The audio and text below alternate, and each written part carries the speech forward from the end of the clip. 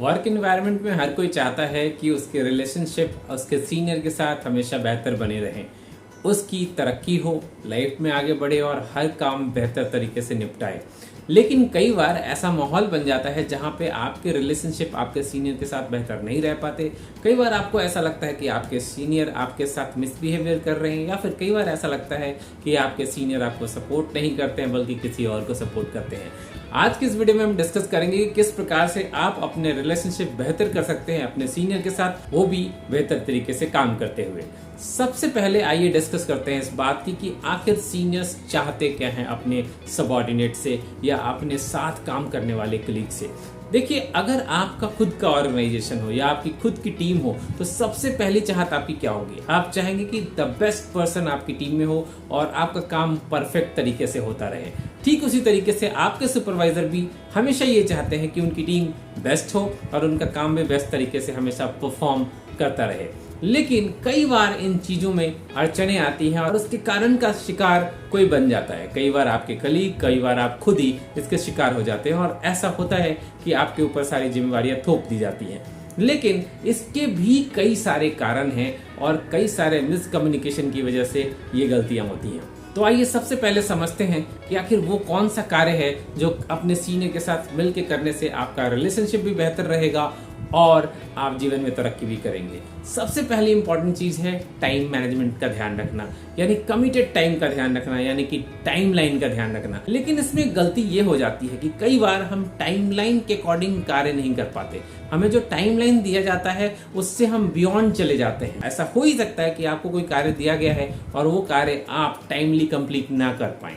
कोई कार्य timely complete न कर पाने से कोई प्रॉब्लम नहीं है। प्रॉब्लम तो तब है जब वो टाइमली कंप्लीट भी ना हो और उसकी इन्फॉर्मेशन भी ना दी जाए। जी हाँ, अगर आपको लगता है कि किसी कार्य को करने के लिए कोई टाइमलाइन दिया गया है और वह सही नहीं है, या फिर आपको उससे ज्यादा समय लगने वाला है, या फिर ऑलरेडी आप किसी और कार्य में लगे और इस कार्य को करने के लिए आपको एक्स्ट्रा टाइम की जरूरत है, वैसे कंडीशन में आपको टाइमलाइन पे निगोशिएट करना पड़ेगा अपने सुपरवाइजर के साथ। यानी कि उनसे जाके क्लियरली बात करनी पड़ेगी कि आपने जो नया कार्य दिया है इसके लिए टाइमलाइन उपयुक्त नहीं है और उसके रीजन जो 1, 2, 3, 4 जो भी होंगे उनके साथ डिस्कस करना होगा।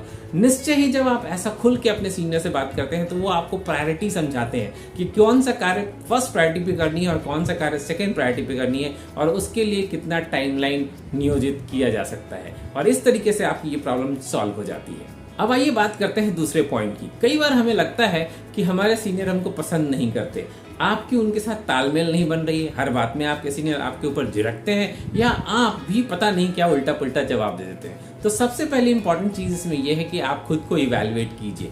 आपका सेल्फ इवैल्यूएशन बहुत इंपॉर्टेंट है कि आखिर ऐसा क्यों हो रहा है, आखिर क्या है ऐसा जिसकी वजह से आपको ये लगता है कि आपके सुपरवाइजर आपको पसंद नहीं करते। कहीं ऐसा तो नहीं है सिर्फ आपको लगता है और लगने का भ्रम होने की वजह से आप दिन पर दिन अपने सीनियर के साथ अपनी रिलेशनशिप खराब करते जा रहे हैं। अगर ऐसा है तो वापस से खुल के बात कीजिए, अपने सीनियर से 1-on-1 कीजिए और उनको बताइए कि आपको ऐसा प्रतीत होता है और ऐसा हो ही सकता है कि उनके पास कुछ और एंगल हो आपसे बात करने का। देखिए, एक बात का ध्यान रखिएगा, आपके सीनियर की अपनी स्किल सेट है और आपकी अपनी स्किल सेट है। सबसे अच्छी बात यह है कि जो स्किल सेट आपके अंदर है और आपके सीनियर के अंदर नहीं है, अगर दोनों का कोलैबोरेशन हो जाए तो आप एक दूसरे के पूरक बन जाएंगे। जो कार्य आप कर रहे हैं वो कार्य अगर आपके सीनियर नहीं कर रहे हैं, आपके सीनियर कोई और कार्य कर रहे हैं, तो दोनों मिलकर कार्य आपका डबल हो जाएगा। तो खुल के बात करना जरूरी है। ऐसा कतई नहीं हो सकता कि आपके सीनियर बेवजह आपको नापसंद करे। तो अगर आपके मन में ऐसी भावना आ रही कि आपके सीनियर आपको पसंद नहीं करते हैं, खुल के बात कीजिए। एक बात तो जरूर है कि उनकी जो स्ट्रेंथ है वो आपके लिए हेल्पफुल हो सकती है और आपकी जो स्ट्रेंथ है आपकी टीम के लिए हेल्पफुल हो सकती है। अब आइए आगे बढ़ते हैं तीसरे इंपॉर्टेंट स्टेप पे, don't hesitate to take the help. कई बार ऐसा होता है कि आपको कुछ कार्य दिया गया है और आपको ऐसा लगता है कि वो कार्य आप अकेले नहीं कर पाएंगे, लेकिन आप अपने सीनियर को इसलिए नहीं बताते कि अगर आपने इसको बता दिया तो आपको कहीं ना कहीं छोटा समझा जाएगा, कहीं ना कहीं ये मान लिया जाएगा कि आपको काम करने की कला नहीं आती है। लेकिन ये एक गलत अवधारणा है। कभी भी कोई भी सीनियर अपने सबऑर्डिनेट के साथ ये नहीं चाहता कि उसकी टीम अच्छा काम न करे। वो चाहते हैं कि उनकी टीम अच्छा काम करे। इंस्टेड ऑफ जस्ट छुपाने की कि आपको कोई काम नहीं आता है, आप अगर खुल के बताएं अपने सीनियर को क्या आपको आता है और क्या नहीं आता है या क्या लिमिटेशंस हैं, तो सीनियर जरूर ही आपकी हेल्प करेंगे। तो दुनिया में एक ही व्यक्ति हर कुछ नहीं जान सकता। आपके अंदर कुछ स्ट्रेंथ होंगे, आपके सुपरवाइजर के अंदर कुछ स्ट्रेंथ होंगे। आप एक दूसरे की स्ट्रेंथ को शेयर करके आप एक दूसरे के पूरक हो सकते हैं और आपकी टीम बेहतर परफॉर्म करने के लिए आगे बढ़ सकती है। नेक्स्ट इंपॉर्टेंट पॉइंट है अपनी बातों को सही तरीके से आदर के साथ अपने सीनियर के समक्ष रखना। कई बार ऐसा होता है कि आपको अपने सीनियर की बात पसंद नहीं आती।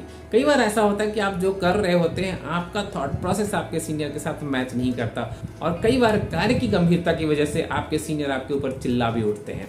लेकिन यह कतई उचित नहीं है। जिस तरीके से सीनियर का चिल्लाना आपके ऊपर उचित नहीं है, ठीक उसी तरीके से आपका भी उल्टा सीधा जवाब देना भी उचित नहीं है। ऐसी परिस्थिति में किसी एक का शांतिपूर्वक पहले सुनना जरूरी है। मोस्ट ऑफ द केसेस में आप पाएंगे कि अगर आपने शांतिपूर्वक उसे सुन लिया और बाद में जाके अपने सीनियर से उसी विषय पर बात करी, तो उनको सेल्फ रियलाइजेशन हो जाता है कि उनसे गलती हुई है और म्यूचुअली अंडरस्टैंडिंग करके उन चीजों को ठीक कर लेते हैं।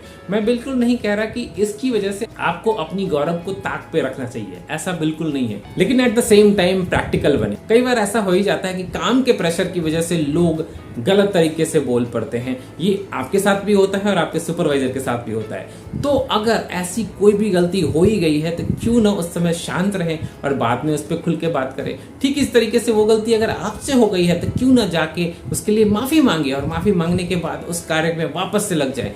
ध्यान रखिए, माफी मांगना बड़प्पन का प्रतीक होता है। अगर आप किसी से सॉरी बोलते हैं तो आप और बड़े हो जाते हैं सामने वालों की नजरों में। जी हाँ, इन 4 बेसिक मूल मंत्र को अगर आपने ध्यान रखा तो निश्चय ही आपकी पर्सनल एंड प्रोफेशनल लाइफ में बढ़ोतरी होगी, बेहतरी होगी और आप सफलता की तरफ आगे बढ़ते जाएंगे। मुझे पूरी उम्मीद है कि ये वीडियो आपको जरूर हेल्प करेगी आपकी प्रोफेशनल लाइफ को और बेहतर बनाने में, अपने लीडरशिप स्किल को बेहतर बनाने में, अपने लीडर्स के साथ बेहतर रिलेशनशिप बनाने में। आपको ये वीडियो पसंद आया हो तो लाइक जरूर कीजिएगा, इससे मुझे खुशी मिलती है। अगर आप पहली बार मेरे चैनल पे आए तो सब्सक्राइब कीजिए, इससे मुझे प्रोत्साहन मिलेगा। और ये वीडियो कम से कम किसी एक ऐसे व्यक्ति के साथ शेयर कीजिए जिनके बारे में सोच के आपको लगता है कि वीडियो उनको हेल्प कर सकता है, क्योंकि आपके एक वीडियो शेयर से न जाने कितने प्रोफेशनल्स की लाइफ चेंज हो सकती है। मिलता हूं ऐसे बेहतरीन वीडियो में एक बार फिर से, तब तक के लिए आपको नमस्कार, जय हिंद, वंदे मातरम।